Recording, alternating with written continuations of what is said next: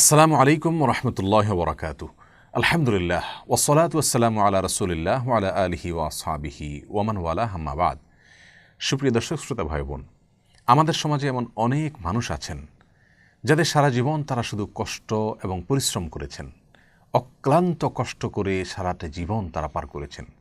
সুখের তেমন কোনো দেখা তারা পান নাই।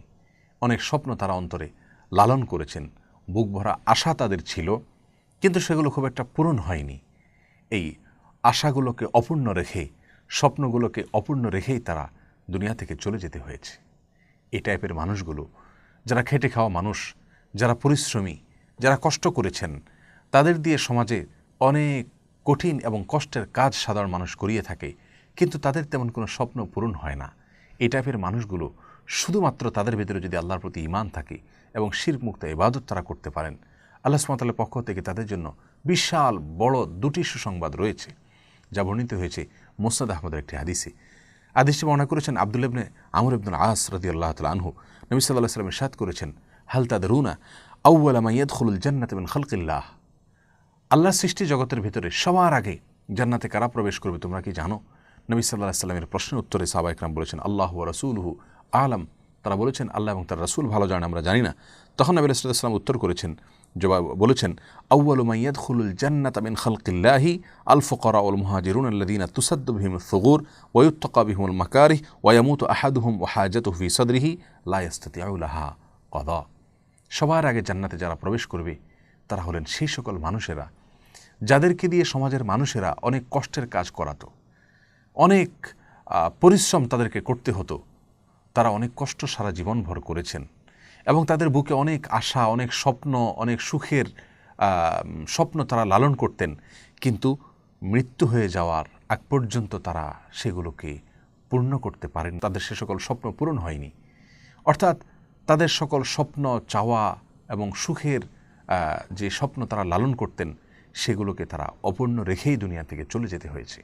এই মানুষগুলো যারা দুনিয়াতে কষ্ট করেছেন, পরিশ্রম করেছেন, খেটে খাওয়া মানুষ, অথচ তাদের স্বপ্নগুলো পূরণ হয়নি।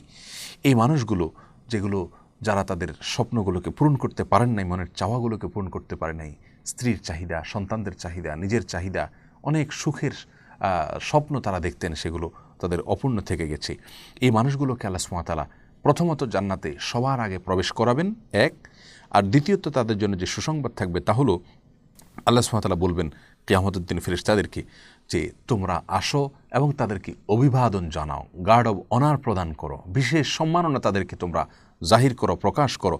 এবং বিশেষ কিছু ফেরেশতাদেরকে আল্লাহ সুবহানাহু ওয়া তাআলা এই নির্দেশ করবেন। ফাতাকুল মালায়েকা, তখন ফেরেশতারা বলবেন, নাহনু সুক্কানুস সামাইক, আল্লাহ আমরা আকাশের বাসিন্দা আপনার, ওয়াখিয়ারাতু কামিন খালকিকা, এবং আপনার সৃষ্টি জগতের ভিতরে আমরা শ্রেষ্ঠ, উত্তম আমরা। আফাতা মুরুনা আন্না আতিয়া উলাই, আমরা সম্মানজনক সৃষ্টি আপনার, আমরা আসমানে বসবাস করি, আপনি কি আমাদেরকে নির্দেশ করছেন যে এ সকল সাধারণ মানুষদেরকে আমরা সালাম করতে, অভিবাদন করতে, গাঢ় অনার দিতে? ফানুসাল্লিমু আলাইহিম ক্বাল, তখন আল্লাহ সুবহানাহু ওয়া তাআলা তাদেরকে বলবেন, ইন্নাহুম কানু ইবাদান ইয়াবুদুনি লা ইউশরিকুনা বি শাইআ। তখন আল্লাহ সুবহানাহু ওয়া তাআলা বলবেন, জেনে রাখো এরা হলো সেই সকল মানুষেরা যারা দুনিয়াতে কষ্ট, ক্লেশ, পরিশ্রম করা সত্ত্বেও আমার ইবাদত বন্দি করত এবং আমার সঙ্গে কাউকে শরিক করত না।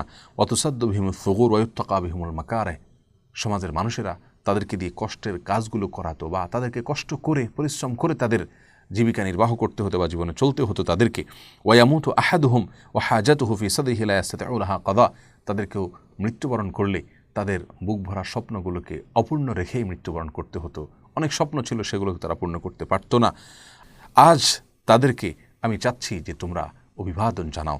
তখন ফেরেশতাগণ তাদের কাছে আসবেন এবং জান্নাতে বিভিন্ন দরজা দিয়ে, বিভিন্ন গেট দিয়ে তারা দলে দলে প্রবেশ করবে এবং গার্ড অব অনার তাদেরকে দিতে থাকবে এবং বলবে, কোরআন কারীমের আয়াত তারা, সালামুন আলাইকুম বিমা সবারতুম ফানিআমা উকবাদ দার, তোমরা পৃথিবীতে যে সবর করেছিলে তার বিনিময়ে আল্লাহ সুবহানাহু ওয়া তাআলার পক্ষ থেকে তোমাদের জন্য শান্তি বর্ষিত হোক, এবং তোমরা যে ঠিকানায় বসবাস করছো, যে জান্নাতে তোমরা বসবাস করছো, এটা কতই না উত্তম ঠিকানা। আল্লাহ সুবহানাহু ওয়া তাআলার পক্ষ থেকে ফেরেশতারা তখন গার্ড অব অনার দিবেন, বিশেষ সম্মাননা দিবেন, আর তাদেরকে আল্লাহ সুবহানাহু ওয়া তাআলা জান্নাতে সবার আগে প্রবেশ করাবেন।